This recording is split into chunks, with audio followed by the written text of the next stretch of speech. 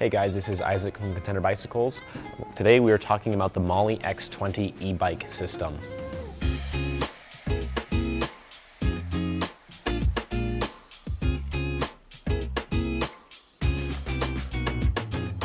The Mahle X20 is the newest lineup of the motors from Mahle. It is meant to replace the X35, which was the original system that they had, which we had in our Gains, the Pinarello Doyoto, or the Scott Addict E-Rides, or even the 3T Exploro Boost, which was kind of like this kind of gravel e-bike. The X20, it had a couple key things about it that they wanted to update over the X35 when they brought it out. And those key things are something we are going to talk about, is mainly weight, drag efficiency, and also kind of how, I guess you would say, how natural it feels. So when you're pedaling, the X20 is meant to feel much more natural. It's meant to kind of have less drag, and when you start pedaling, it pedals with you, and it doesn't have any of that drag, and it makes the bike pedaling feel much more natural and much more efficient, and not kind of, it doesn't have that lag the X35 has. The X35, one of its issues is that when you first started pedaling, you would pedal and you might get like half a crank in or half a stroke in before you felt the motor kick in, and it's something that they really wanted to stop and not have on the X20. So here behind me is the new BMC Road Machine amp, which is currently the only bike we have in store that uses the X20. Eventually we will be getting the new Orbea Gains. Those will release sometime, I think in the next couple months, and those will have the new X20 system. Scott has already released their new Addict E-Ride, which is compatible with X20. We don't have any of those in store yet, but we will be eventually getting some. And also the 3T's newer Exploro Boost will also come with the X20. On this one right here, the BMC amp, you have your charging port right there. Motors in the back, like on all X20s, you can't see it here, but it's behind the cassette. And then the display is gonna be up here on your top tube. One of the real key points, as I said earlier, is how they wanted the X20 to feel much smoother and much better pedaling. That is all done here in the bottom bracket. And the bottom bracket for the new X20 has a sensor built into it. So when you pedal, it can actually uses the cranks, and it will feel you start to pedal and use that torque sensor to know when to start giving you your power and know when to kind of start accelerating the motor, which is what makes it feel so much more smoother and much more natural as you're pedaling. The old system, the X35, kind of sensed when you were pedaling and when you were moving. It had a ring of magnets on the lock ring for the cassette back here.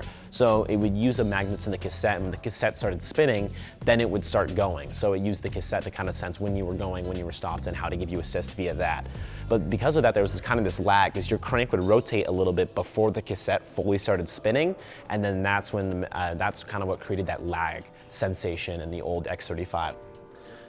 So one of the things that the new X20 does is, again, as we already mentioned before, it's much smoother using the new sensor. It also has an AI kind of built into the computer, and the AI is also why it, again, feels, it's what they call a dragless system now. The old X35 was claimed to be near dragless, and now this one is claimed to be actually dragless. And that is because the AI system is now kind of predicting when you're pedaling, when you're letting off the pedals, and when not to supply torque to the motor to make it feel like a much smoother system. So it's now a combination of that sensor in the bottom bracket and the AI system makes it feel much smoother. So the X20, in combination with that smoothness we were talking about, they have also tried to lighten it up quite a bit. So they used a smaller diameter motor in the rear behind the cassette, so the motor has gone a little bit smaller this direction, and with the new sensors back here, and they refined the cabling, and they managed to keep the same size 250 watt-hour battery, but they with a smaller battery size. So same amount of watt-hours, but smaller battery, all equaling to less weight. So the current system is about 300 grams, which is just under around 3/4 of a pound lighter than the original Mahle system. So technically, while the battery is the same size, because it's lighter, you're actually gaining a little bit of battery life because it doesn't need to put out as much energy to spin the amount of weight that it is, because the system itself has gotten lighter. So that in combination, so the lighter weight, the smoother pedaling, because there's no lag, that lag, when you rode the original X35s, you would start pedaling and it'd feel like it kind of would kick, like you would feel like your cranks would kind of jump a little bit when the motor did kick in. And that was a little bit of extra power that was coming out of the motor that you didn't actually need. So now with it being smoother pedaling, you no longer have that extra kick, which saves power, and then also the lower weight saves power, and all that kind of whole smoother dragless feeling in turn with the lighter weight increases battery life even further. So you are getting a longer battery life and longer distances, and you're able to ride longer or ride more days on one charge as compared to the old X35 system. One of the key things I was really happy to see on the new X20 is back here. Right there is a standard 12mm through axle, which is the same on every BMC, e-bike or non-e-bike, right? They all use a 12mm through axle in the rear, but the old Mahle X35 system used a bolt-on rear axle. So by removing the bolt-on rear axle, it makes the wheel easier to get in and out. It makes it more cross-compatible across more frames, and it's also more familiar to mechanics or even the consumer as yourself. Let's say you get a flat and you're trying to fix your roadside flat. You don't need to carry any extra wrenches like you used to have to fix a roadside flat on the original one because there's no bolts.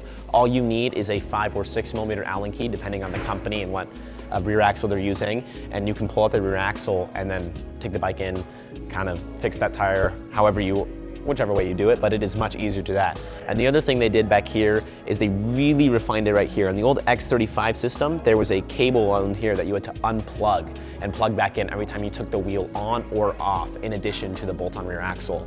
That is now gone, and instead there's a magnetic connector in the back that is actually keyed. So when you put the rear wheel in, it automatically seats itself. You don't need to plug anything. You don't need to unplug anything. You take the wheel out or put it in, which makes things so much easier for that roadside flat change or even just maintaining it inside your own home. A big thing, which is probably my favorite part about the new X20 system, is actually not some of the fancier things like the lighter weight and the smoother efficiency. While that's all great, from my point of view, this is probably one of my favorite things, is actually its compatibility now. So on the back of this, it actually has 3 driver body options. You can now run a SRAM free hub body, a Shimano Hyperglide free hub body, or a Campagnolo free hub body, which is awesome because the old X35 system was only able to run Shimano Hyperglide, which would limit you on maybe drivetrains or build kits you'd wanted to put on your bike. Like the Pinarello Toyota, we got a lot of those that came with no drivetrain, but you were kind of limited to what you could put on it when you built it up because, again, it only had a Shimano Hyperglide free hub body.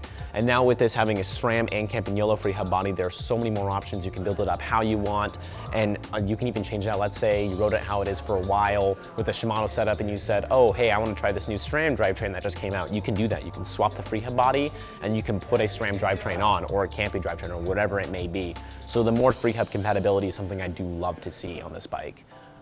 Another thing on the new X20 is that they actually increased the torque a little bit. So the original X35 had a torque spec of around 40 Newton meters of torque. On this new motor that they've come out with, it is a claimed 55 Newton meters of torque on this same 250 watt-hour battery.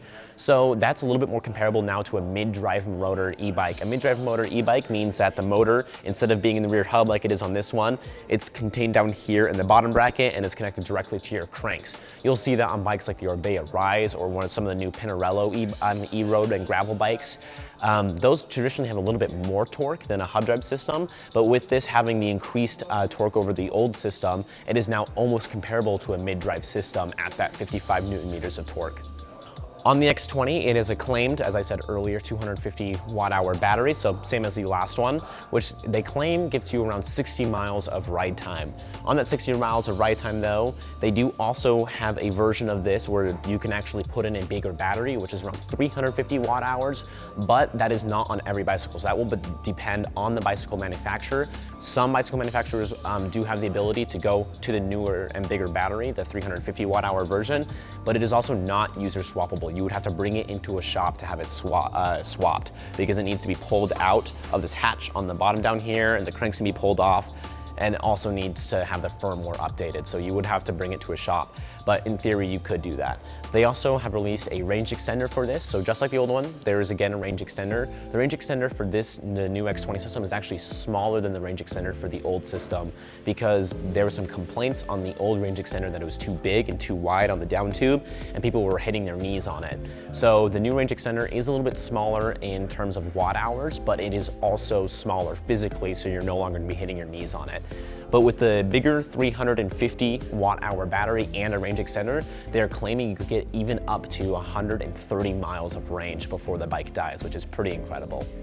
And then when it comes to connectivity, Mahle has actually released a new head unit, kind of a computer that you could put right here for the bike. And the new head unit will show you the battery's current percentage, what your estimated range is, what mode you're in, and you can see that all on the display right here, but it can also now connect to a power meter if you have one. It could also connect to your heart rate monitor, so you can see all of that on your display, which is pretty awesome. And then it is compatible with Wahoo and Garmin. If you had a Wahoo or a Garmin strapped up there, the Wahoo and Garmin will both have the ability to show you what your estimated range left is, and it will also show you what mode you are currently in, like assistance mode 1, 2, or 3, which is awesome. And then on the bigger Garmins, I think it's the Edge 130, the one with the bigger screen, you also have the ability to change what assistance mode you are in via the Garmin itself, but that is only applicable on the bigger screen Garmins. On this Mahle system, the new one, the X20, over the X35, the X20 now uses this light bar right here, this LED indicator to show you your current battery life. This bike is currently at 100% battery life, which is why it goes all the way to the top. But as the bike dies, this indicator will get down, down, down, down until the bottom till obviously your bike dies. So you can use that to indicate battery life, and then the color itself is representative of what mode you are in. Currently it is white, that is referring to the motor as being off. You click it once, it goes green, that means you are in assistance mode 1. Click it again, assistance mode 2 is orange, and then assistance mode 3 is purple. And then if you click it again, back to white, exact same place you started. So super simple to kind of know and recognize, because there's only really 4 options: off, and then the 3 different assistance modes which have their matching colors. And then the only other color you'll be getting is a flashing blue, and it will turn flashing blue if it is connecting to Bluetooth via your phone, just like this. And then if it's flashing blue, that means it's connecting to your phone via Bluetooth, and once it stops flashing, that means you are now officially connected. And then it will turn white again and flash white when you turn the bike on or off, just like that.